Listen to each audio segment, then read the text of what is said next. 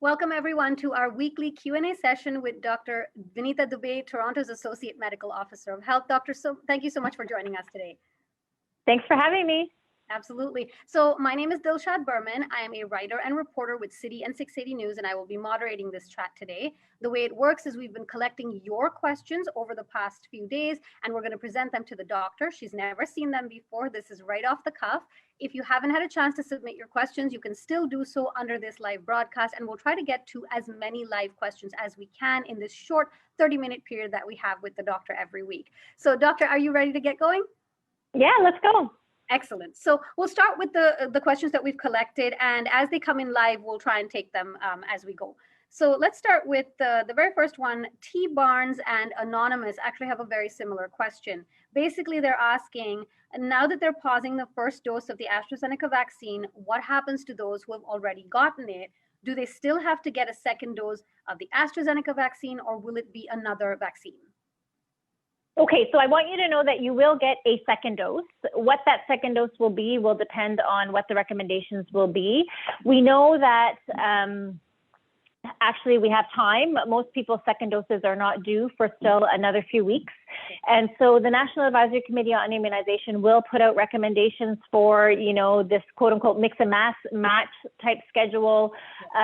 Is getting AstraZeneca for your second dose safer? I mean, the early data suggests that, but we probably don't have enough people vaccinated with that second dose worldwide to really understand that. So you will get a second dose. You will have make an informed choice, like you won't be forced into what vaccine you are getting. And so more to come on that. I think the other important point to note is, that second dose, we know for AstraZeneca, of all of the vaccines, that delaying that second dose for AstraZeneca, at 12 weeks, the study showed that you actually get a better immune response. So don't panic. You will get something. You made a very good choice to get AstraZeneca when it was offered to you. That was a very good choice. I want people to know that. Yeah. Especially in March, we had so much COVID and we didn't actually have a lot of vaccines. Mm-hmm. So, you're going to have to wait to get the firm guidance, but it will be coming. Right, absolutely. And then actually, you just mentioned, so I'll reiterate, RM asks, those of us who got the first dose of AstraZeneca are now scared and regretting it because the new evidence is showing that it might not be safe. What can you say to calm those fears? Yeah, don't regret it. Be very proud of the choice that you made. Again, we've only known about this vaccine-induced thrombocytopenia. It's quite the mouthful. Anyways, this rare side effect of these blood clots, we've only actually really known about it for a few weeks. And even a few weeks ago when we knew about it, originally when it was being talked about at the end of March, we thought that it was actually very, very rare, 1 in a million. Mm-hmm. It's only now that we realize that the rates are actually more frequent. And that's part of what we're learning now. When you got the vaccine, it was a very good choice. And so don't regret that. It's a very good vaccine. It's not that there's anything at all wrong with the vaccine. We know that it works very well for hospitalizations and for deaths. We know that it will keep you protected from COVID, even your family members. And so, you will get a second dose of something, but don't regret this decision. Now, if you recently got recently got AstraZeneca and are wondering what now, well, if you're within the first 28 days, you want to watch for symptoms. Yes. And so those symptoms are chest pain, trouble breathing, a severe headache, swelling in your legs, for example, bruising or spots. Those are the type of things that you want to look out for. Severe abdominal pain. If you have those, you want to go to the emergency department. You want to get medical attention. It's as easy as a simple blood test to start the process. But if you're past the 28-day mark, which many people are, you don't have to worry about that rare side effect. And I think that's something else that's really important to reassure people. Right. In fact, that was one of our next questions. So you already answered that. That's great. So that was Shan's question, that basically how long after the shot should you worry that you might get the blood clot. So it's 28 days, and you just told us all the symptoms to watch for. So that's great. Yeah, and I think it's actually 4 to 28 days. So those initial symptoms in the first few days that you can get, actually you can get more often with the first dose of the AstraZeneca, not feeling well, headache, muscle aches, a fever. Those can be expected, and it's really just if the symptoms are severe or if by day 4 they're not going away, those are indications that you should get medical attention. Right, absolutely. And then Carol asks, I had an AstraZeneca shot at a pharmacy, but don't have an appointment for my second shot. Now there is talk about mixing the vaccines. So is it truly safe and effective, or is this just because it suits the drug deliveries? Would I be better just having only one shot and not getting a different second shot at all? Okay, so a couple of things there. One is it truly safe? It looks like through early data that it's going to be safe to have a mix and match schedule. So, but more to come on that. Mm-hmm. Does it work? We're waiting for some of the results, like in the UK where they've done that mix and match study. So we're waiting for some of those results. And then in terms of you got your first dose at the pharmacy, but you're not booked for your second dose, it will be up to the pharmacy to book you your second dose. And that will be based on what's available, what's the recommendation, what's the timing as well. And then should she get the second shot at all, or just avoid it? So that's the guidance that's going to come out. I'm pretty sure that it will be recommended that you get a second dose. I mean, we do know from the AstraZeneca trials, again, that second dose extended at 12 weeks gives you a good boost response for that second dose. And so if that second dose is not an AstraZeneca vaccine, but another vaccine, it's still likely to give you, again, a boost response. But again, answering all of these questions in more detail will be coming. Right, absolutely. And then, again, this is about appointments, but Monica asks, what is the plan to get the second vaccine appointments for those who got AstraZeneca? Pharmacies are supposed to contact us, but they have no plan. They should have a plan. I mean, the idea is that where you got your first dose, I mean, if even the people who got their vaccine at pop-ups are in the same situation, if it was a walk-in type pop-up, they're not automatically booked for a second dose. And so there are plans in place that where you got your first dose, they will be responsible for booking your second dose. So for the pop-up situation, they will be back in the community when second doses are due. And from a pharmacy perspective, when they know, what will be available, how many they will need to book, that is the intention, is that they will book those second doses. And if that changes, that, now we're recommending you get your vaccine somewhere else, well then, more to come on that. But pharmacies are getting, Pfizer or Moderna, and there's a big rollout now so that many, many more pharmacies will have those vaccines available. And so again, whether you get that after one dose of AstraZeneca, more to come. Okay. And then I guess this is the same question, but LC asks, I'm a first dose AstraZeneca recipient. I'm 3 weeks away from needing my second dose. So they got it fairly early. I do not have an appointment for my second dose, and I don't want to get forgotten. What's my next step? Because they're quite close to getting their second dose. So 3 weeks in COVID time is like a lifetime, isn't it? I mean, I can understand you're 3 weeks away. You want to have a definitive answer, but I think it's important to wait until we can get a bit more evidence to inform that decision of what is the best second dose for you. Right.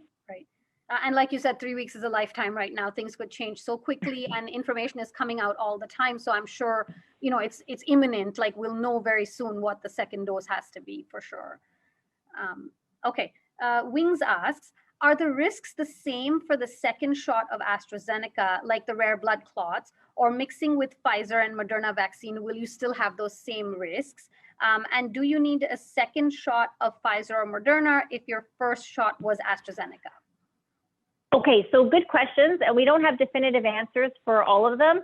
The likelihood is that it will be a recommendation for 2 doses. It's not for whether now you go on to get a third dose. That's not likely, but again, we're waiting for that guidance. In terms of the AstraZeneca, sorry, now I've forgotten. So that was The question was, are the risks the same for the second shot of AstraZeneca? Yeah. Yeah, so the side effects seem to be maybe slightly more if you have a mixed dose schedule, 1 dose AstraZeneca, 1 dose Pfizer, or Pfizer first and then AstraZeneca. Slightly more, but it's like the same ones, the sore arm, the fever. We know anyways, after a second dose, you can have those symptoms more often with a Pfizer or Moderna. So it seems to be safe from that perspective for sure. And then the question of, well, what if you got your second dose of AstraZeneca? Are you more likely to get the rare blood clot? And right now, they're quoting a rate of 1 in a million for that second blood clot. But again, when we started this, learning about this for first doses, we thought it was 1 in a million as well, too. So I think it's too difficult to really pinpoint whether that really is the risk. I mean, there is, from a science perspective, we know that the second doses of AstraZeneca tend to give you less reactions compared to the first dose. AstraZeneca is different from the messenger RNA vaccines. So there may be something from a science perspective to explain that, but we'll actually need to wait. The UK is going ahead giving second doses of AstraZeneca, and so we can follow them very closely to see what their rates are. Okay. And then this is a little long-winded, but I'll get through it. Carol asks, the Ministry of Health and Toronto Public Health have both stated repeatedly that if your first dose of AstraZeneca was administered at a pharmacy, you should have received an appointment for a second dose. The pharmacy we used did not provide us an appointment date because they said they did not know when or if they will receive any more vaccines in early March. Recently, again, they said they can't provide a date, but it looks increasingly unlikely that we will even get a second dose of AstraZeneca. So judging by the comments from various government sources, so who will inform us about what we are receiving and how will we book that appointment? Okay, yeah, and you know what, I understand, you just want your second dose appointment. Like most people who got it from other clinics have that second dose appointment. So absolutely, I understand that. You can see that the vaccine supply in pharmacies is already changing. First, all they got was AstraZeneca or Covishield, and now they're moving into Pfizer and Moderna. So part of it is based on, them knowing week to week what vaccine they're getting. This is being closely followed. And so it is still my understanding that it is the pharmacy who will reach out to you for your second dose, but it might not be a long window to say, come in for your second dose. And if that's not the plan, there will be another plan. You will not be left just with a single dose without a plan for getting your second dose. I can guarantee that.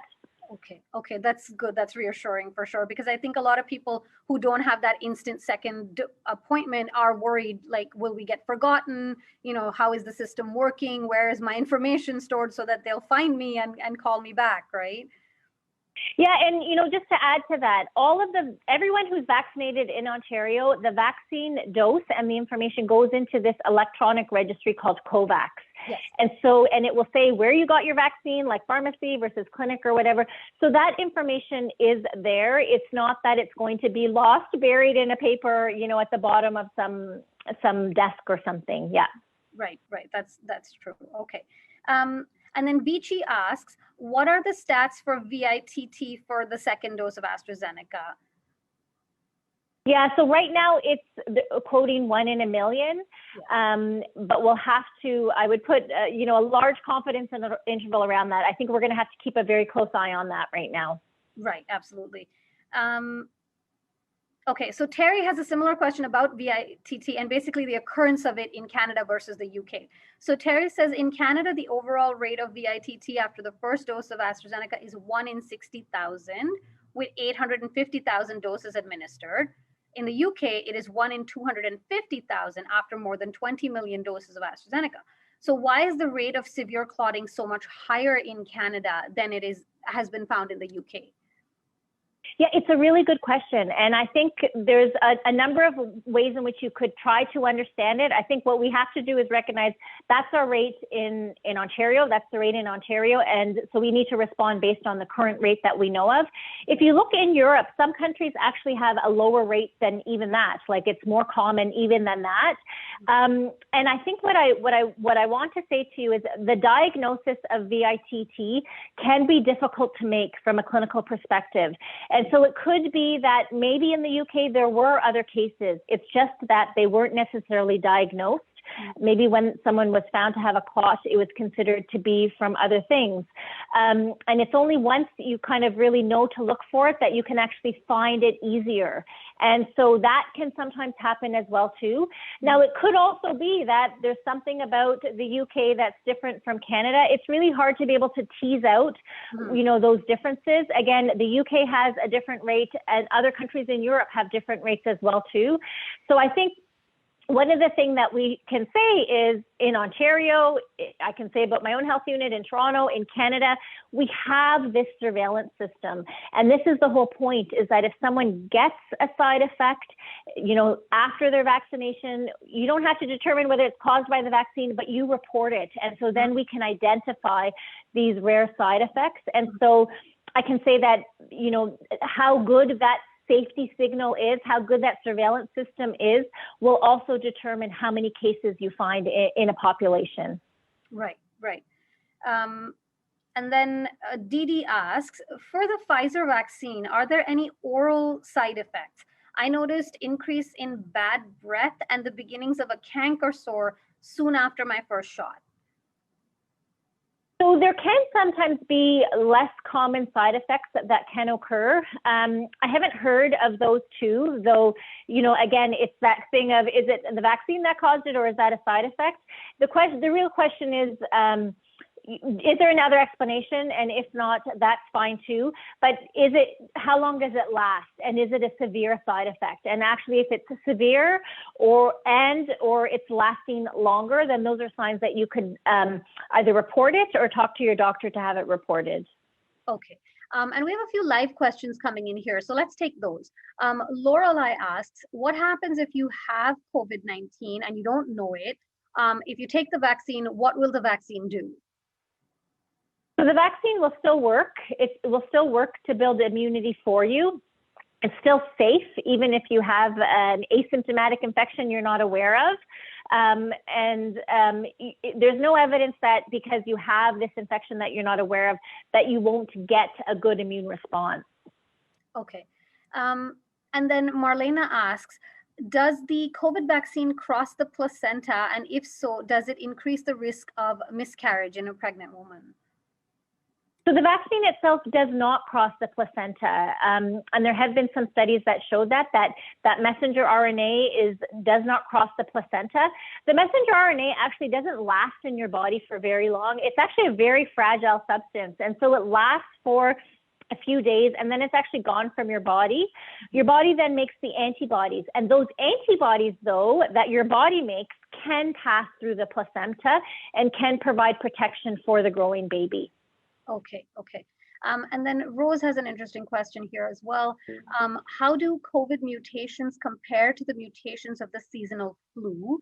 Do you expect the COVID vaccine boosters to have a similar efficacy towards the variants as the annual flu shot? Yeah, it's a good question. It's really hard to predict. Like, the flu and COVID have some similarities, but they also have a lot of differences. And, we saw in the fall, we did put in a lot of public health measures, and we had hardly no flu cases this year. I mean, it was remarkable, but yet we still continue to have the spread of COVID. So there are similarities. The vaccine for the flu is very different from these COVID vaccines. I think that's important to know too. The vaccine for the flu, you actually get the protein, and that's how you develop your immune response, which is different from the COVID vaccine. So I think we're going to have to give it a bit of time to see how does the SARS-CoV-2 behave. What I can also say is previous, coronavirus pandemics, like SARS-1, even MERS, COVID, like they didn't persist. And so it's really hard to say definitively what it's going to be like in a year or two. Right, absolutely. And then another live question here. Lima asks, is there a difference in medical treatment for the blood clots caused by vaccine versus blood clots caused by, say, the birth control pill, for example? Is an anticoagulant drug safe in treatments for both instances? Okay, so that's a very good technical question. The answer is yes, the treatments are different. So the way you treat the blood clots from the vaccine are with blood thinners, and IVIG is often a treatment, but the blood thinner you use is very specific. It cannot be some of the blood thinners like heparin, whereas a blood clot is treated with blood thinners, and often all of the blood thinners can be used for that. So the way the clots are formed is different, and so the treatments as well are different. Okay, good to know. And then we'll go back to our submitted questions for now, but you can still submit your live questions as we go along. Catherine asks, I received my first dose of Pfizer vaccine and was automatically booked for my second dose end of July. I cannot change the date of the second dose. I am immunocompromised, living in a hotspot, and believe that the 3-month wait will not provide the efficacy required.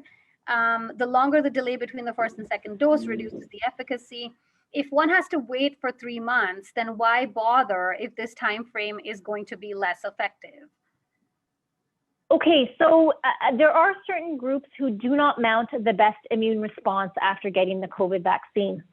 And so some of those groups are qualified for a shortened interval. And that's right now transplant patients, because they're on transplant medications that weaken their immune system, anyone who's on active chemotherapy as well, and then dialysis patients.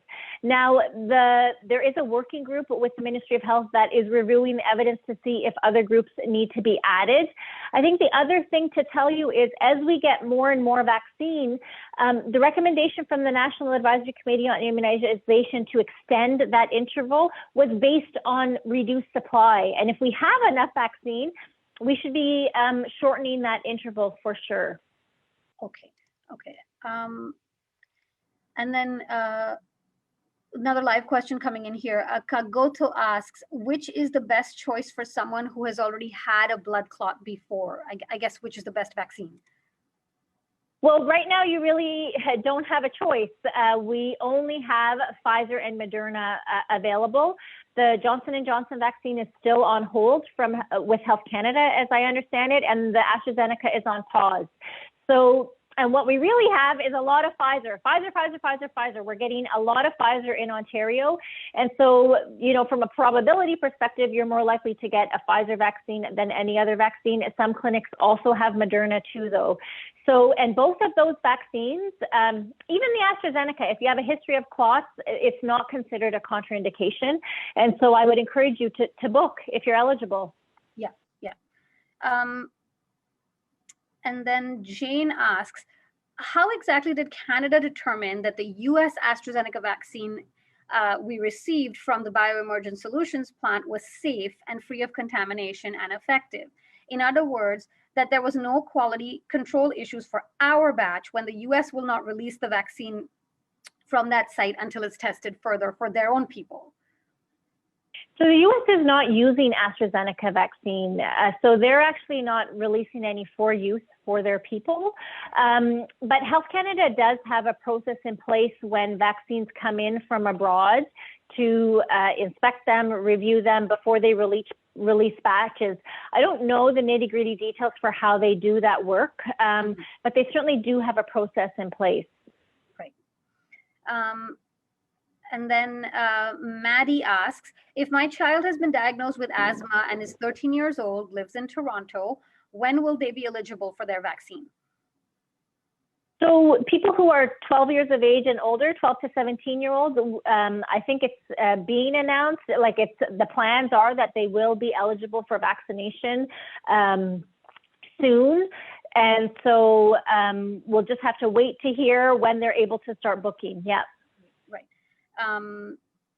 And then Bhavni asks, are we able to get our second dose in a different province if we moved soon after getting our first shot?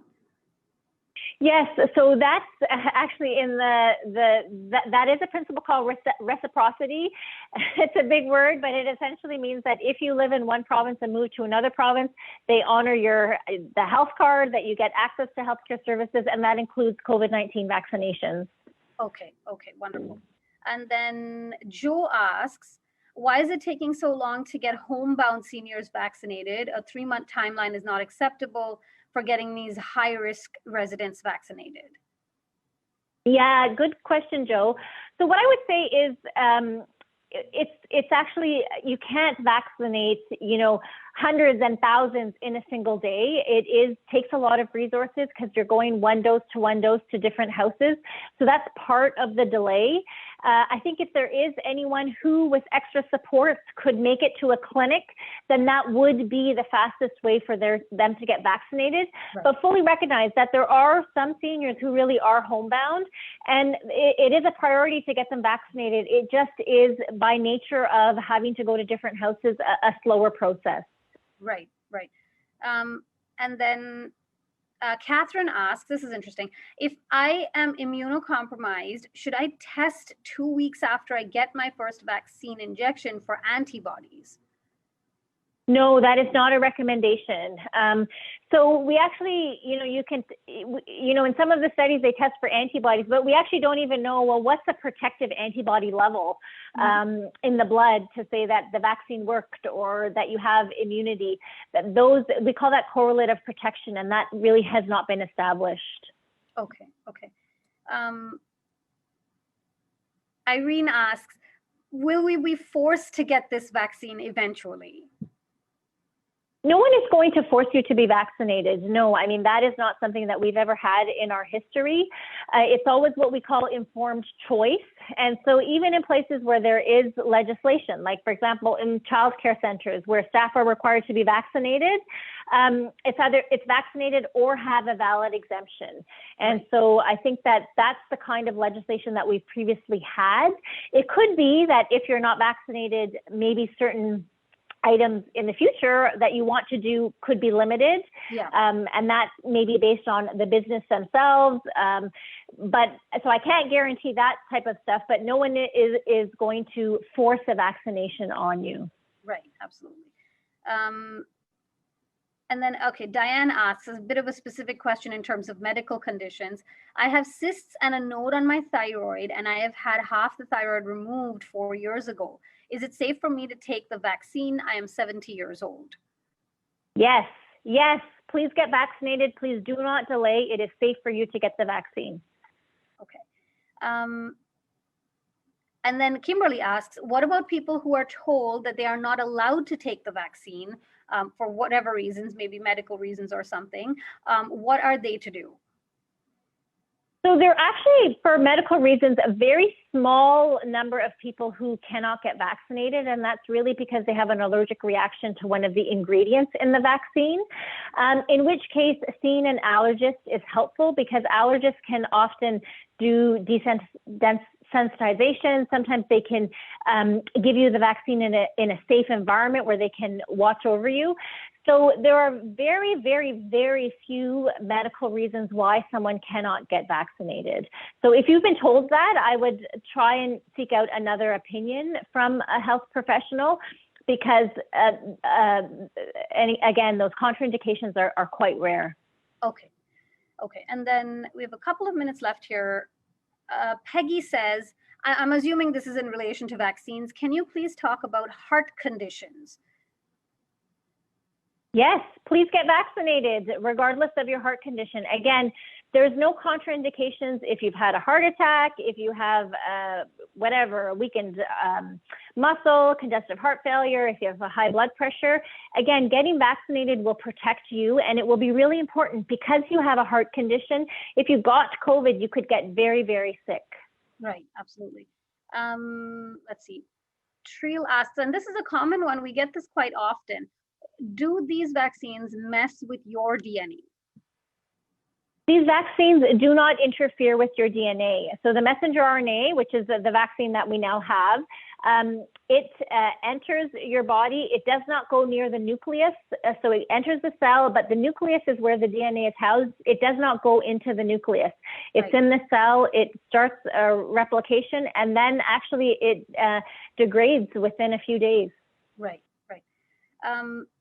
And then this is interesting. Muzi asks, what about the COVID vaccine being developed in Quebec by Medicago and GSK? Can we volunteer for their phase 3 trials?